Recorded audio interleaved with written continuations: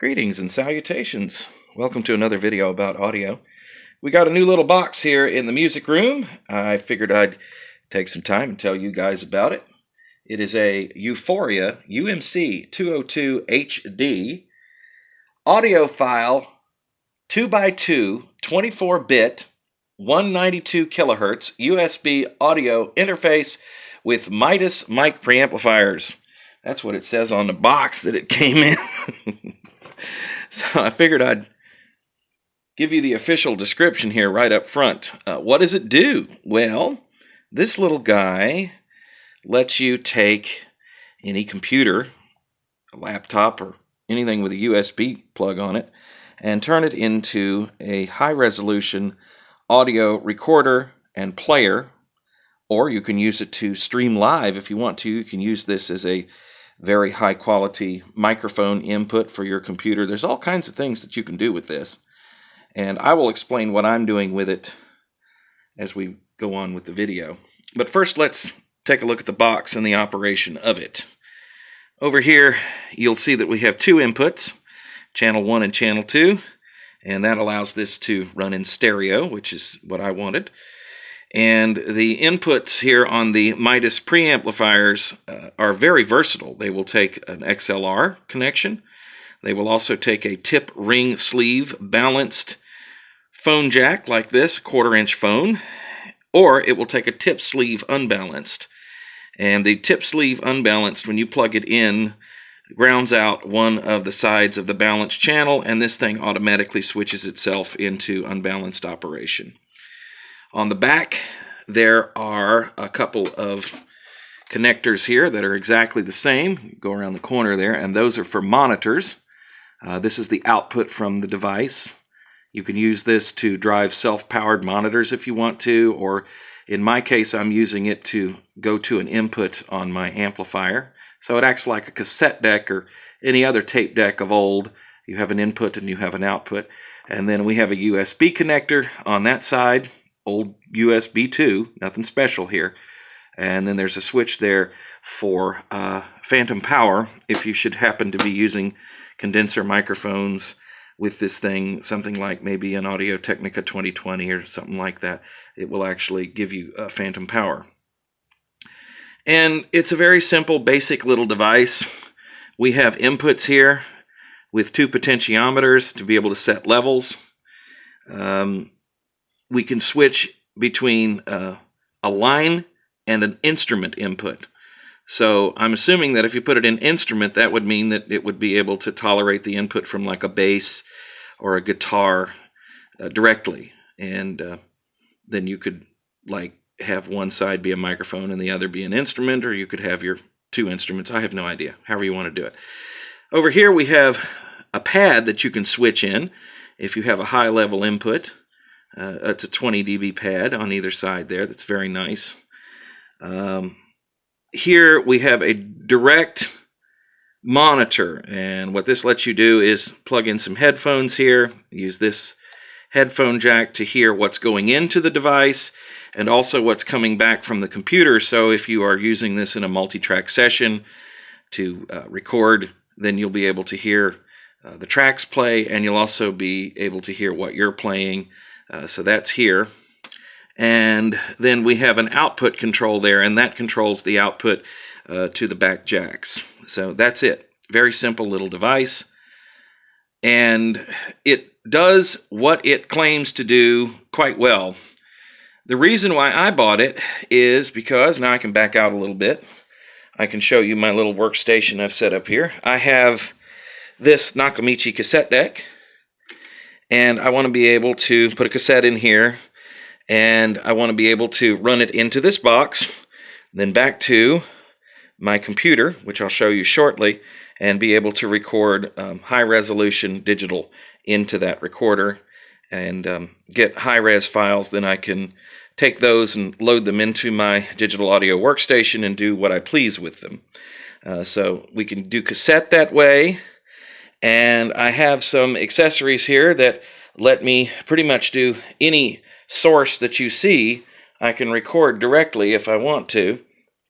We have two turntables here, and then we also have the computer that I'm working with this. This is a little Dell satellite workstation, and it's running Linux Mint Debian Edition 6, and it has Linux kernel 6.1 on it.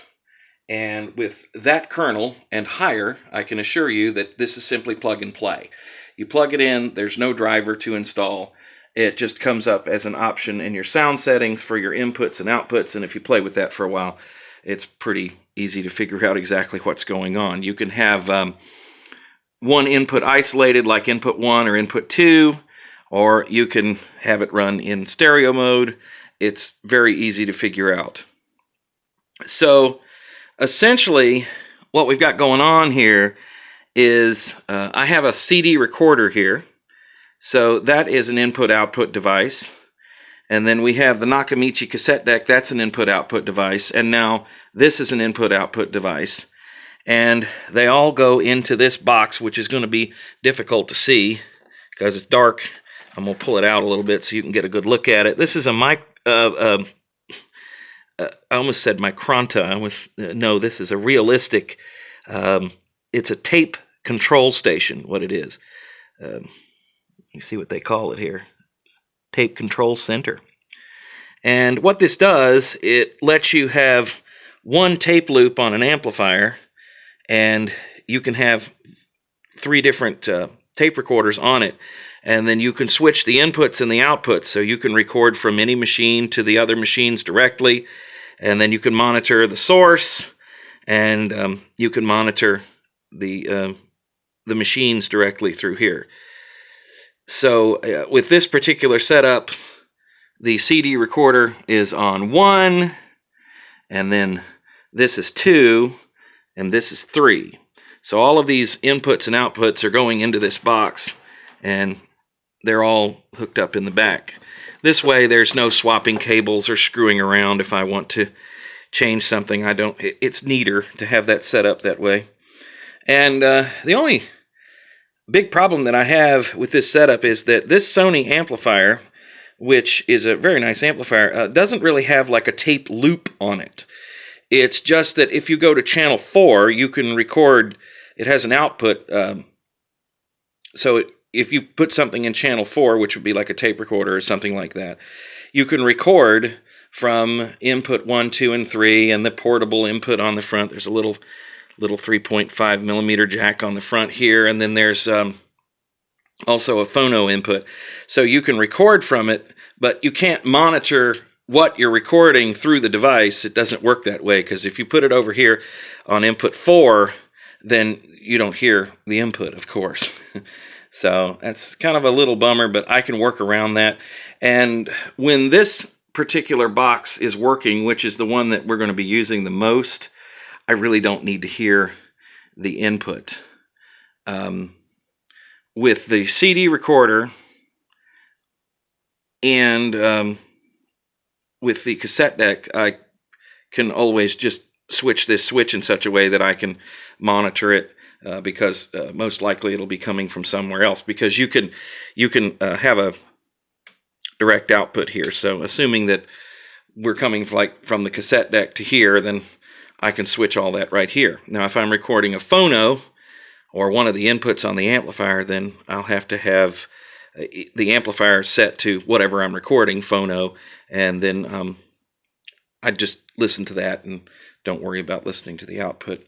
Because I don't have any 3-head tape decks, there's nothing to set up like that. It's not that big a deal.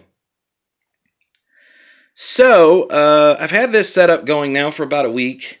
I've done a few transfers. I have been very impressed with the quality of this little box. It sounds very, very good, and it does what it says on the box that it comes in very, very well.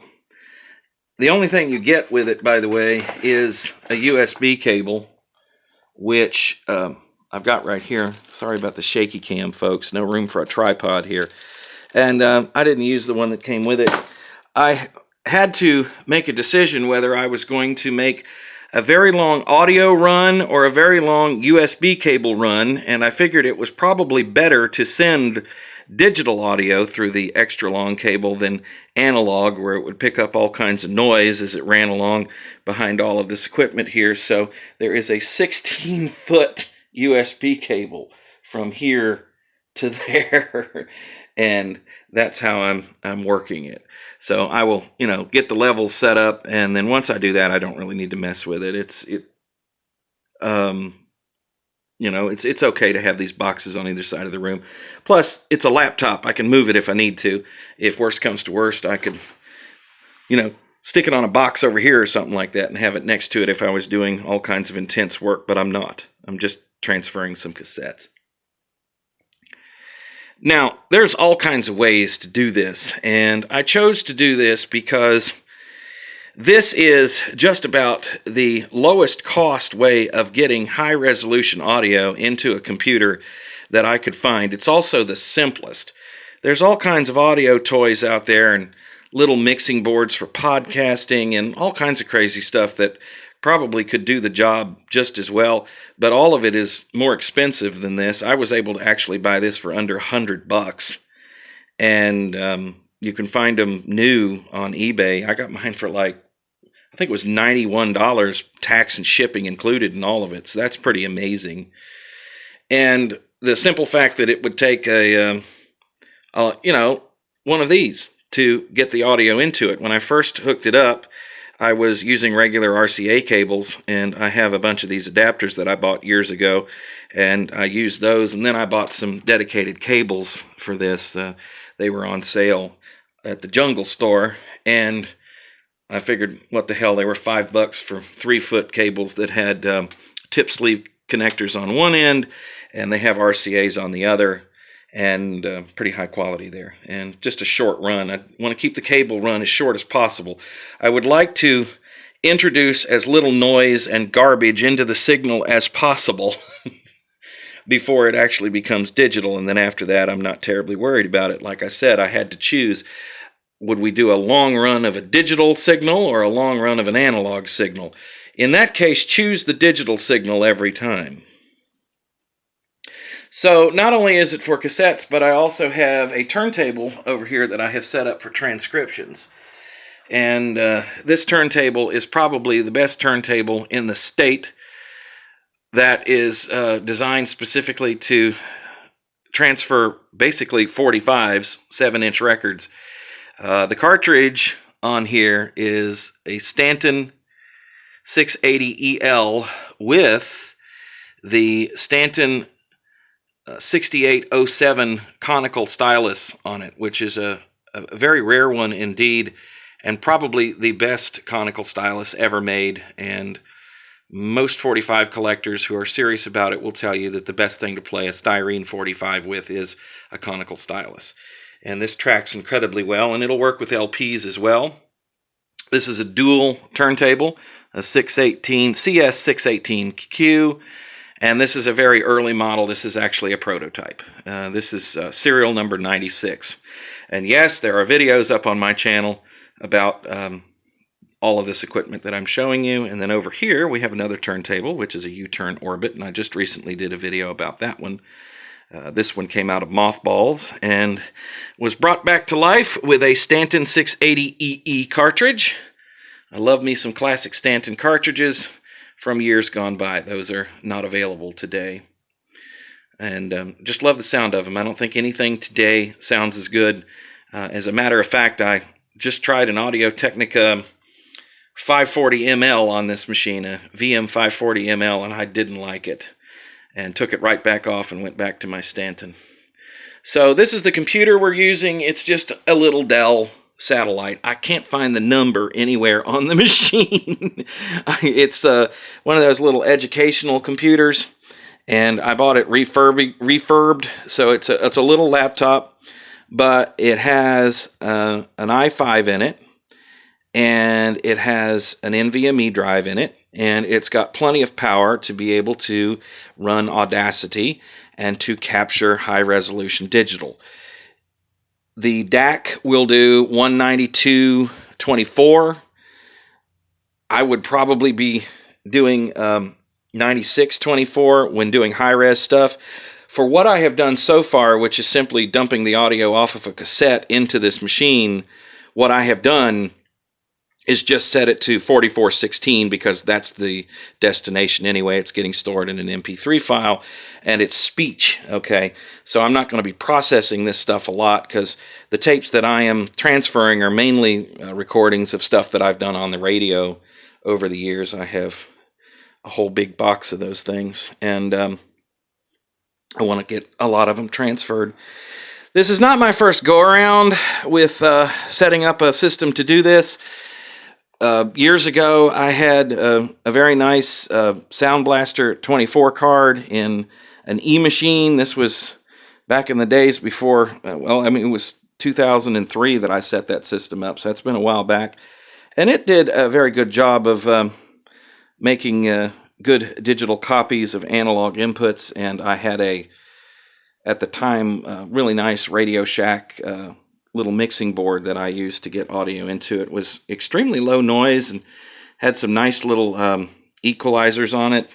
It was actually pretty good. I wouldn't put it up against a Mackie, but the noise floor was such that for the work that I was doing, it was fine. And of course, working in radio through the years, I've had access to recording studios. On the computer that I use to do my radio show every day, I use Focusrite Scarlett. So this isn't my first go-around with these USB interfaces, but the Scarlett is really not suited for this kind of work. It basically is to put a microphone and an instrument in there, and of course I'm sure Focusrite makes boxes that does it, but the one that I have, we kind of had to hack the software a little bit to get it to work with the radio station's automation system. Now, yes, you can take a cable and plug it in the side of pretty much any laptop or in the back of your sound card on your computer, and these days you'd probably get acceptable recording quality. I am just of an age where I just wanted the absolute best I could get for the least amount of money. I wanted the quietest, cleanest preamps that I could get, and of course the Midas preamps are awesome. There are other videos on YouTube where people play you the noise floor on this little thing and tell you how it works. Plus, the controls here are very well made. It's not a super expensive unit, so they did cut corners in a couple of places. The headphone preamp is not very strong. Pretty much with my AKG headphones here, these are 220 M220s. I have to crank it up pretty much all the way to get enough output out of it where I can really hear what's going on. It has a switch here where you can switch back and forth between the direct input and then just have it the output going to the headphones. And that works on the outputs on the back as well. The other thing that I don't particularly like is that you'll notice that the output control is cranked all the way up. It doesn't have any surplus gain on the output amplifier. It doesn't appear to. So if you have low audio levels going into it digitally, then it makes it kind of a pain. You have to crank up whatever you're using to monitor. But you can certainly work your way around it. I mean, it's usable. And one of the nice things about it is that the output quality is really good. It is really a fine sounding DAC. And when I was setting this up, actually what I did was I remember I got it going and I started to just listen to music, and I hadn't even hooked up the input side or worried about the cabling. I just wanted to see if it worked. I ended up sitting there listening to music for like an hour and a half from the computer, just really enjoying the sound and never getting to the input side. So I had to come back later because I had to go do something else, and I had to come back later and finish all that wiring up. So and then I got the custom cables for it just the other day. Now, real quick before I leave, I want to talk about high-resolution digital a little bit here and just touch on this. Why would you want to record high-resolution digital, especially if you know that you're going to be storing it at like 4416, which is probably what's going to happen with me. It's going to be converted. The short answer to that is processing. I'm not a big fan of the high-res digital whole craze where people are downloading these high-res files and listening to it and claiming to hear a big difference. There really isn't. But where it gets very cool is when you're dealing with a situation where you are recording something, let's say from a record, and then you want to process it. So let's say you want to do declicking on it, and you want to do a little bit of EQ, and then you want to change the levels and stuff. If you start out with a high resolution file and then do all your processing at 9624 or 9632 float, it's going to sound a whole hell of a lot better when you dither it down to 44.1. So that's the idea of having this ability to record high res. If I want to do something from records here, by the way, these boxes are all full of 45s. And if I want to dub some of that into this digital, then I'm starting out with a super high quality file. So if I process it, I'm not losing a whole bunch as I go through it. So there you go. Thank you for watching the video. I certainly do appreciate it. Sorry it's a little shaky, but like I said, no tripod would work in this little tight little situation here. And yes, I do like to work sitting on the floor. I'm weird. And that's going to be that. Comments and suggestions are always welcome. I'd love to hear from you. And by the way, if anybody knows the maker of the DAC that is in this, I would like to know who it is, because I've looked all over the internet and I can't find it. It might be Behringer's design. I don't know. But I'm wondering whether it's like an AKM or a Burr Brown or whatever it is. If you know, put it in the comments. I'd appreciate it. Thank you for watching. I hope you enjoyed the vid.